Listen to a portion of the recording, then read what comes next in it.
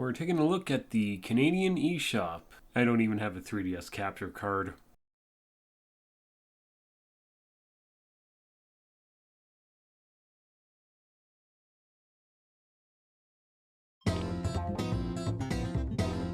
As you can see here, it's kind of a mess of how they have it organized, so trying to find stuff is somewhat annoying.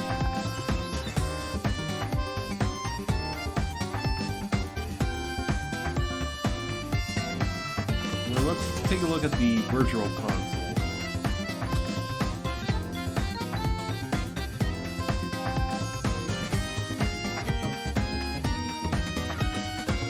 Here we have Pokemon Crystal being the last one to be sold on the Virtual Console. $12.89, $9.99 in the US. And for some odd reason, Pokemon Yellow, $14.09. I don't know what's up with that price hike. It was originally $12.89 or something like that. I don't know what's up with that. Legend of Zelda Oracle of Ages, $5.99, made by Capcom. And I still haven't played it yet. Pokemon Red and Gold are the only ones I bought from the eShop so far, and I still even haven't finished both of them. Pokemon Trading Card Game for $5.99. I may have played a little bit of it, I honestly don't remember. NES games were the same price on the 3DS as they were on the Wii U at $4.99.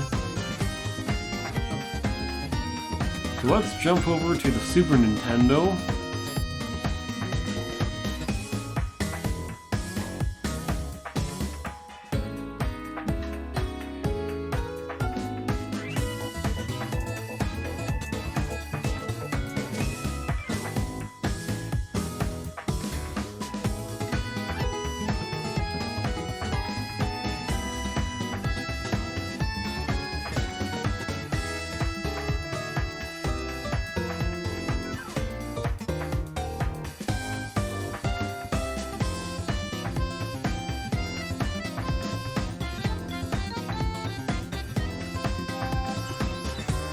Earthbound with the craziest price of a Super Nintendo game on the 3DS for $14.09. Why is that? Because it's Earthbound and it's... I don't know why. Nintendo. That's why. Super Nintendo games on the 3DS cost $11.29, while on the Wii U it cost $8.99. Shantae on the Game Boy Color, made by WayForward. So this one's really rare, and I've heard that it costs like $300 just to buy it. It's so stupid.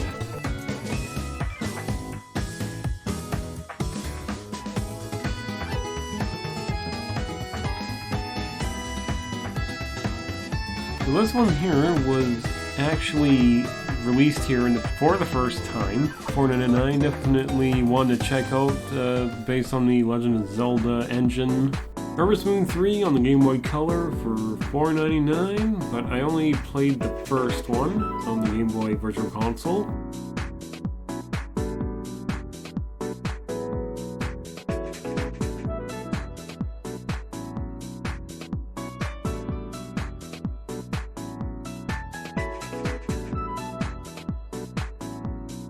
Let's see when this game came out. Cripe being the latest one that's sold on January 20th of 2022. Not a game that looks like you'd play again from time to time.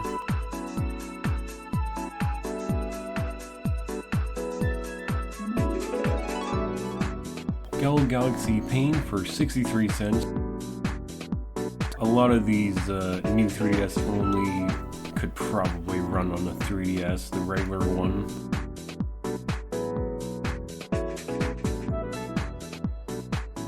Moondown for $6.19.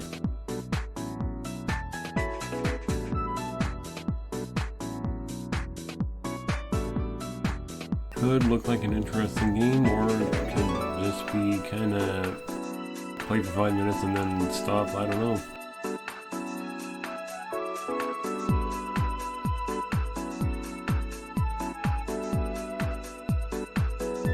So we have the cheapest ugliest looking 3DS game selling for 10 cents. Flying axe for $1.32. I think I'd like to take a flying axe to the face with this one. Ugh.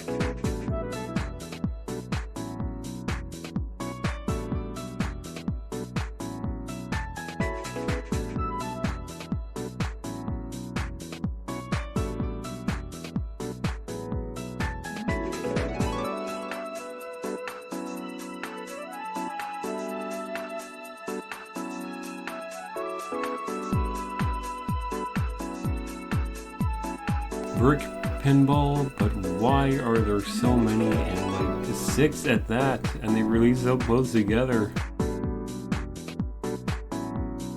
Next up we have Harold's Walk. I think I'd rather walk away from Harold on this one. Looks like a PlayStation game.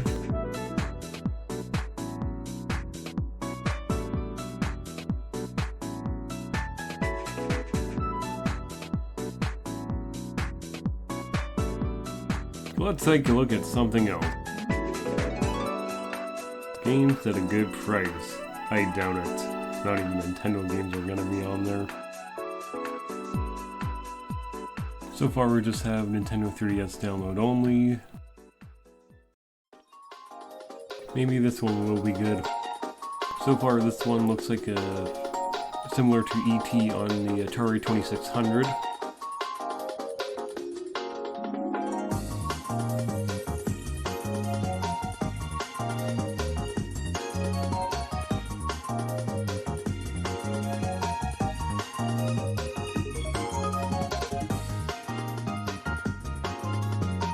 Like I predicted, none of Nintendo's first-party games are on the list.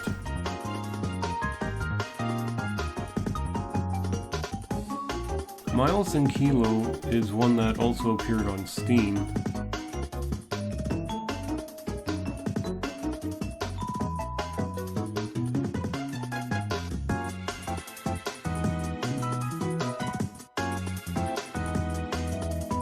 This one has the Shovel Knight look to it.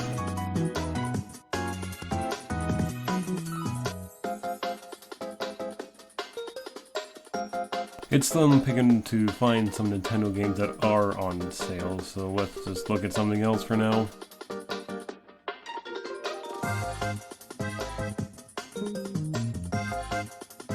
I just wish that categorization was a little bit better.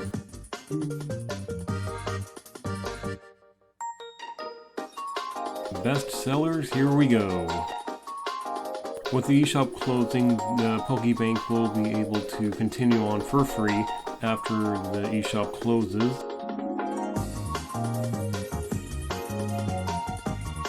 I was never interested in Pokemon Picross, but I never downloaded it anyways.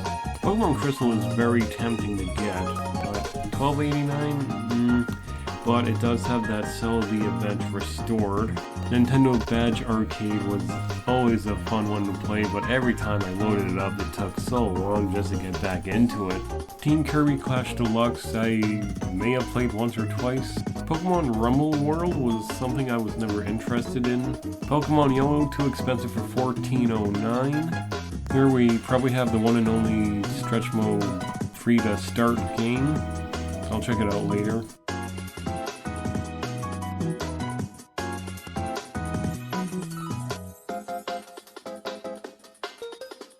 Presty's Real Deal was a fun one to play. Pokemon Shuffle I was never interested in. Zelda Oracle of Season I still haven't played it yet. Pokemon Sun and Moon demo I know I played it once. I don't know if I played it any more than that. I played more Alpha Sapphire and Omega Ruby demo more than Sun and Moon. Swap Doodle was always fun to doodle with.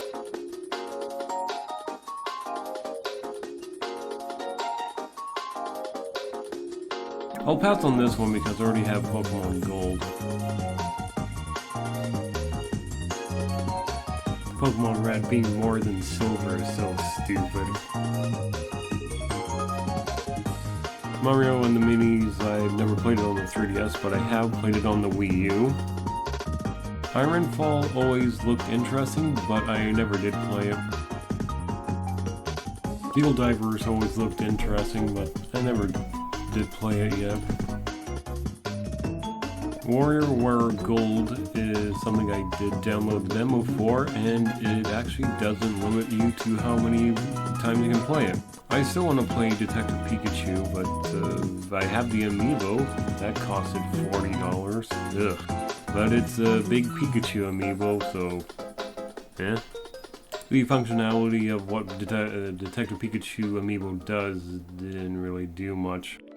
Pokemon Dream Radar was the game that I could find some Gen 5 Pokemon, and if you had Gen 4 cartridge in there, you could find some legendaries there. Games to play on Halloween. What is this?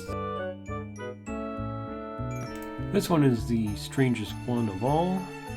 It just states a whole bunch of different games, but I don't see any of the games here. Doesn't seem to be anything here.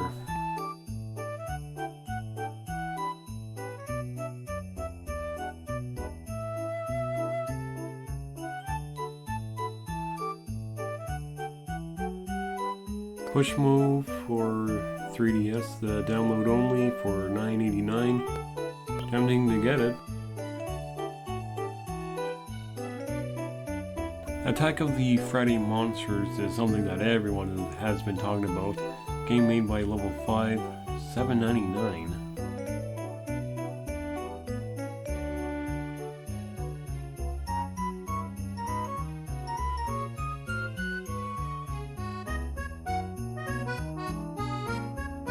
Pokemon trading card game for $5.99. I think I played it once or twice.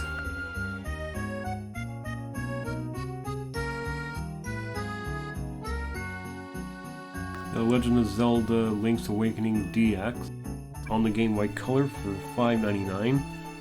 I never played this one, but I have heard that the Yahoo! Was taken out. Tough thing is, I have a choice between this one or pay $80 just to play the remake on Switch.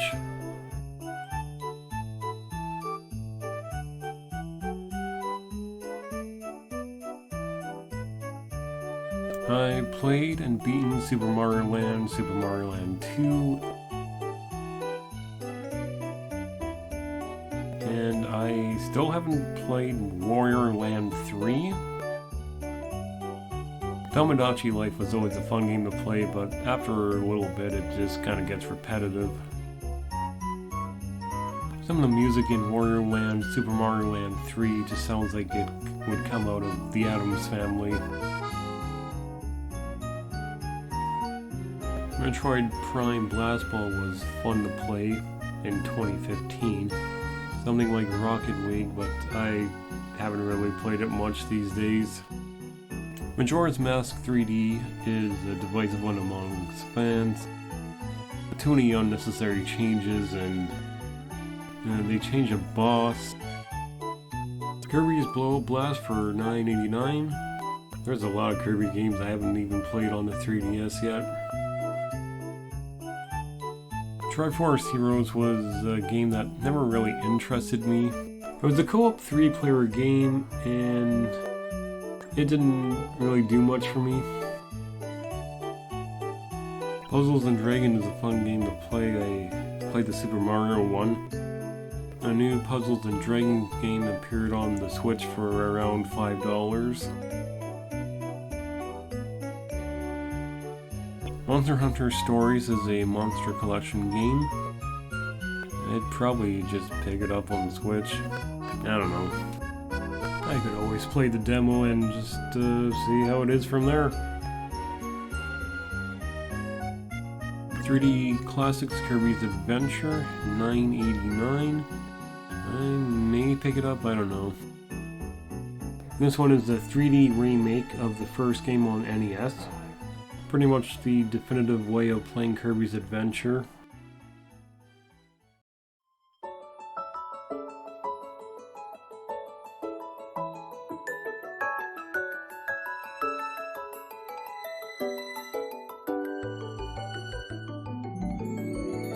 Monster Hunter 4 Ultimate was something I really struggled with.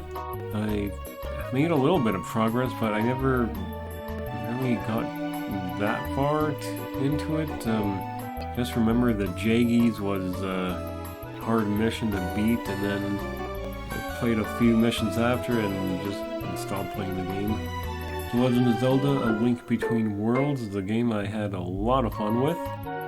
Ocarina of Time in 3D was a lot of fun to play that one. Box Boy for $7.09, and a lot of these prices are weird. This one always looked interesting to play.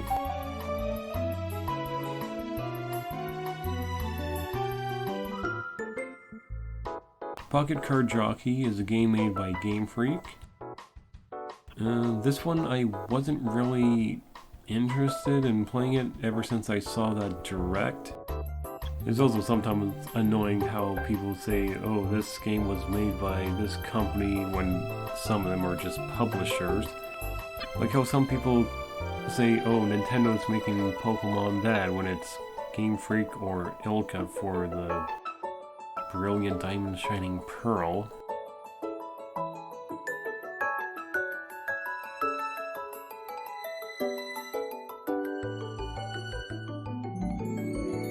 I still think I'm gonna pass on this one, just like I passed on Little Town Hero, and just not interested in it.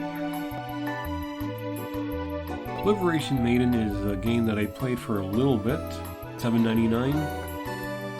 Shin Megami Tensei Devil Summoner Soul Hackers is the game I have not played yet. For $22.79, I might look into it.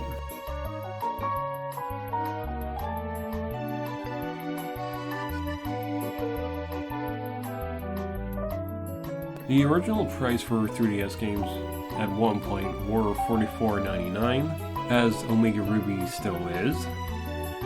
And if we find Pokemon Sun and Moon, Ultra Sun Moon, we will see the new price hike that it went to. Here we have Cookin' Mama Sweet Shop. It'd be bad if it said Cookin' Mama Sweatshop. On sale for $8.17, and the sale ends on March 14th.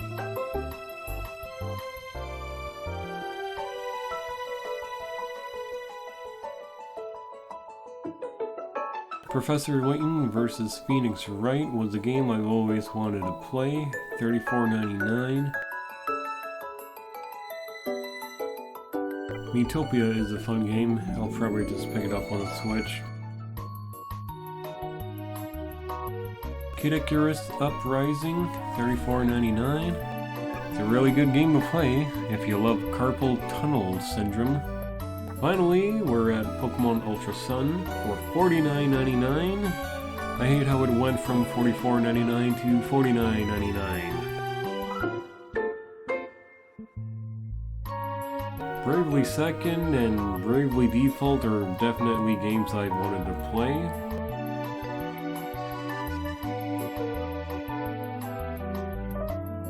Let's check out some games with DLC.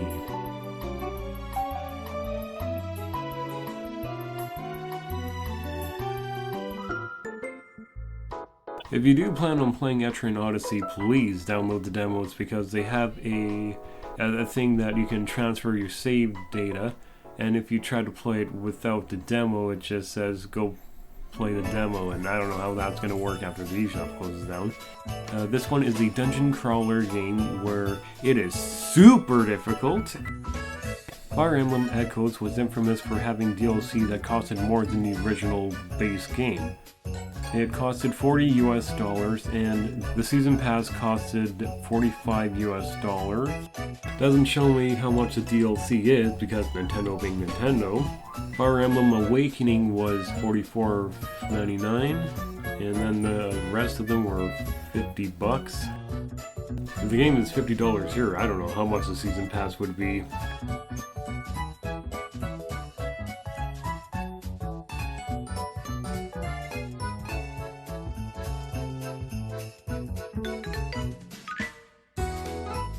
Blaster Master Zero, you can also play on the Switch.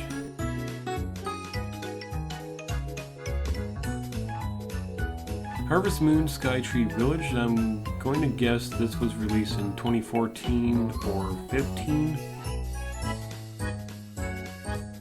It was released in 2016.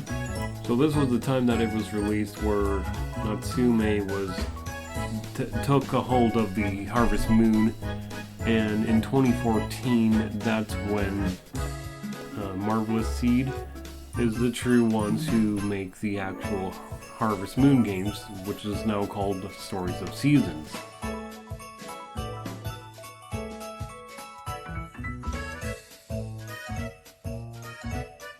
Hyrule Warriors Legends is a game I question why they made it on the 3DS when they can barely run it. It ran better on the new 3DS. Now it's time to search something on the store. Story of Season. If you ever see Chibi Robo, scream at it and throw it in the toilet.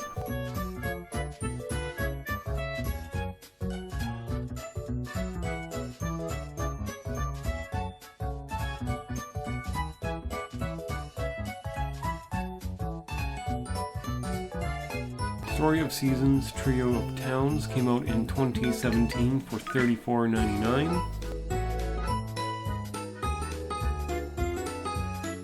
Let's check out some new videos, see what they have. Probably something from 2018.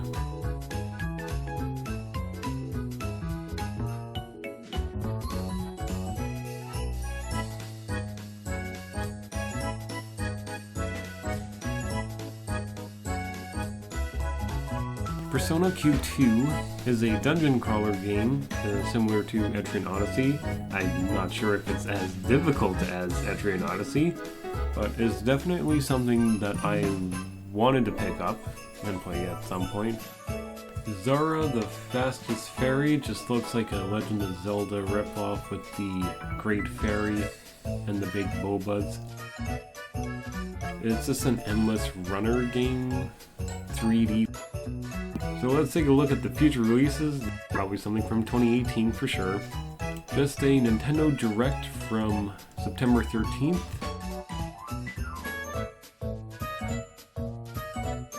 Mario and Luigi Bowser's Inside Story plus Bowser Jr.'s Journey is a sad tale because that was the last game that they released in 2019 before Alpha Dream went bankrupt.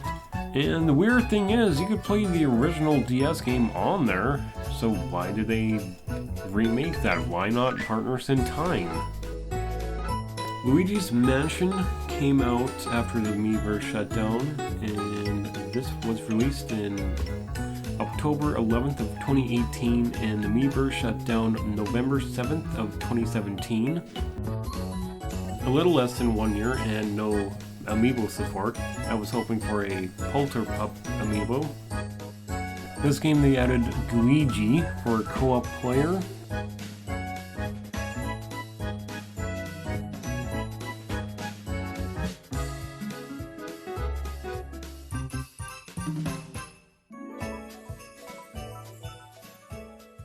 Why does Super Mario Maker for 3DS exist? It was completely pointless. It gutted a lot of things out of it, and Super Mario 3D Land was a really fun game to play through. Seeing all the 3D functionality stuff and gimmicks and stuff like that, it was really cool, fun game to play. Ultimate NES Remix combines the first game, the second game, but doesn't have everything of the second games. I put over 500 hours in this game. Luigi's Mansion Dark Moon definitely took a different direction with mission-based structures. Not everyone liked that, and I definitely like Luigi's Mansion 3 more than this one. Mario and Luigi Dream Team had a lot of fun with that one, with the Year of Luigi. It would be great if they had Tomodachi Life on Switch, or a sequel, or something. Nintendogs and Cats Golden Retriever is something I've never played, and if you ever play Donkey Kong Country Returns 3D on the 6th world boss in mirror mode, you'll rip your hair out because it took me so long just to beat that stupid boss. It's a really fun game, I'd recommend it. If I were to play Donkey Kong Country 3D Returns on original Wii mode, I would throw the 3DS out of the stratosphere. Mario Party Island Tour is the game that gave me virus remorse. I traded it in for something better or something. I can't remember, so long ago. Kazoo! Here's the thing about this game, the music is better, has better castle music than Yoshi's Island DS. That was terrible.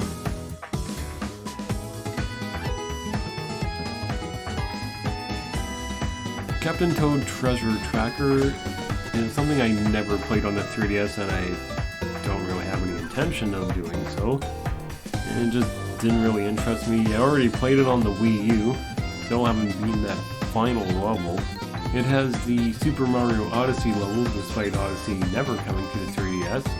And the Switch has DLC that the Wii U and 3DS never got and never will get. Yokai Watch 3, playing this one right now. I actually had a chance to buy this one physically at Walmart for $50, and I never picked up on it. I never picked it up. I wish I would have. And then it became stupidly expensive to buy. Minecraft made it to the 3DS way too late. The game came out on September 13th of 2017. $30 for the 3DS and Wii U, while the other systems had it for $20.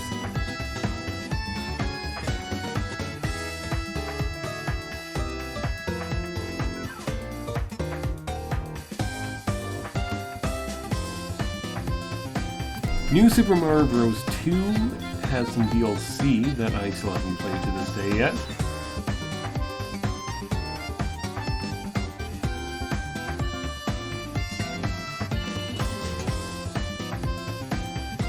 Mario Party, the top 100, more like the top 100 reasons to avoid this one. Why wasn't this on the Switch? Metroid Samus Returns, a remake of the Game Boy games Metroid 2, Return of Samus.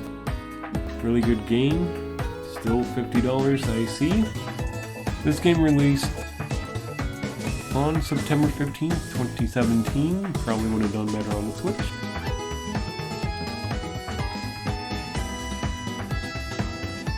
Time to wrap this up. Let's check the news.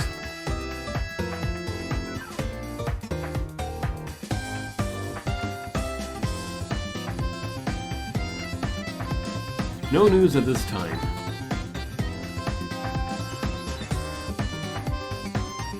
It's word that the last Kirby game on the 3DS was Kirby's Epic Yarn. I believe this was just a pointless remake to put on the 3DS. Didn't really do much. But the problem with a lot of the 3DS games, 2017 and onward, didn't really contain any 3Ds in the game. I did get a chance to look at the Fire Emblem Conquest DLC, and all of it came out to about $85.86, if I remember that correctly. There was one DLC, the cheapest one there, that costed 69 cents. Nice. That's it for looking at the Canadian eShop. Goodbye. The Chibi Robo Ziplash game was a terrible situation to be in, because you had to buy the game to at least get more games, and it came with an amiibo, and it didn't do